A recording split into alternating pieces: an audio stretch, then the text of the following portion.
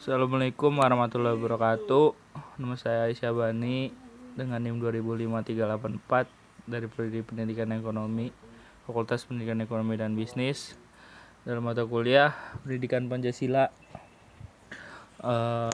dengan dosen pengampu Bapak Supriyono MPD.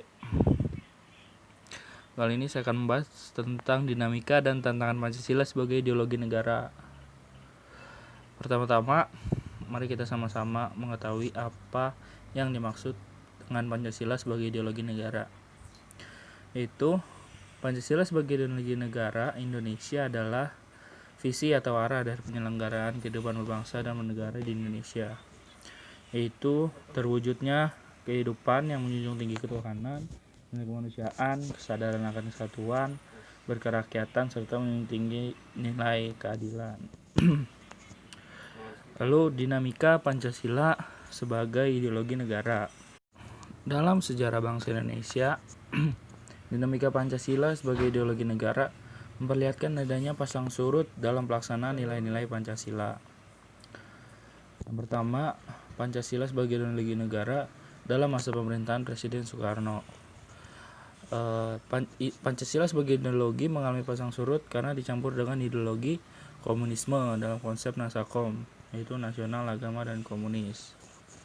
Lalu yang kedua, Pancasila sebagai ideologi negara dalam masa pemerintahan Presiden Soeharto.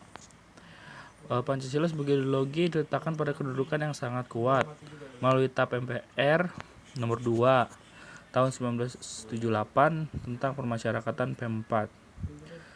Selain itu, Pancasila juga dijadikan asas tunggal bagi organisasi politik dan organisasi masyarakat.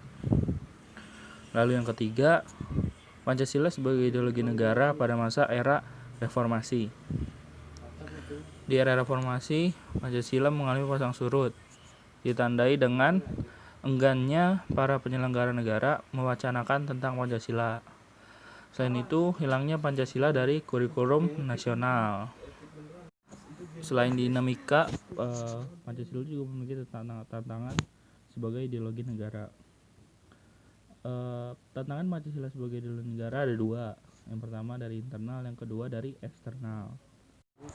Pertama dari faktor internal, yaitu pergantian rezim yang berkuasa melahirkan kebijakan politik yang berorientasi pada kepentingan kelompok atau partainya, sehingga ideologi Pancasila sering terabaikan.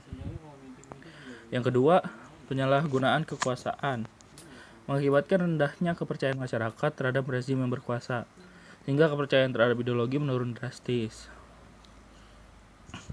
Lalu ada faktor eksternal.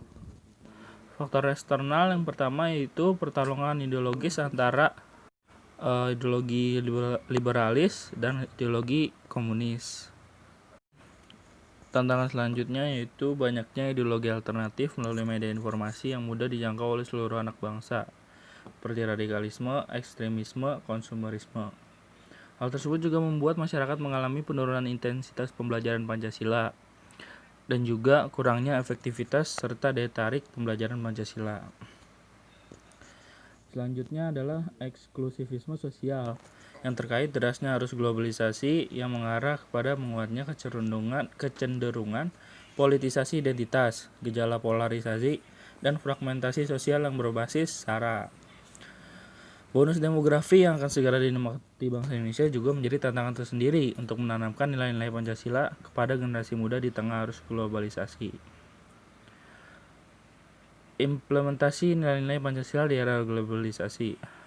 Pertama, dengan memanfaatkan kemajuan teknologi yang menarik bagi generasi muda dan masyarakat. Selanjutnya adalah membumikan nilai-nilai Pancasila melalui pendidikan dan atau pembelajaran yang berkesinambungan yang berkelanjutan di semua lini dan wilayah. Oleh karena itu, perlu ada kurikulum di satuan pendidikan dan perguruan tinggi, yaitu pendidikan Pancasila dan pendidikan kewarganegaraan. Pancasila memang sejatinya merupakan ideologi terbuka, yakni ideologi yang terbuka dalam menyerap nilai-nilai baru yang dapat bermanfaat bagi keberlangsungan hidup bangsa. Namun, di sisi lain diharuskan adanya kewaspadaan nasional terhadap ideologi baru. Apabila Indonesia tidak cermat, maka masyarakat akan cenderung ikut arus ideologi luar tersebut. Sedangkan ideologi asli bangsa Indonesia sendiri yakni Pancasila, malah terlupakan baik nilainya maupun implementasinya dalam kehidupan sehari-hari. Demikian penjelasan yang bisa saya sampaikan. Kurang lebihnya mohon maaf. Wassalamualaikum warahmatullahi wabarakatuh.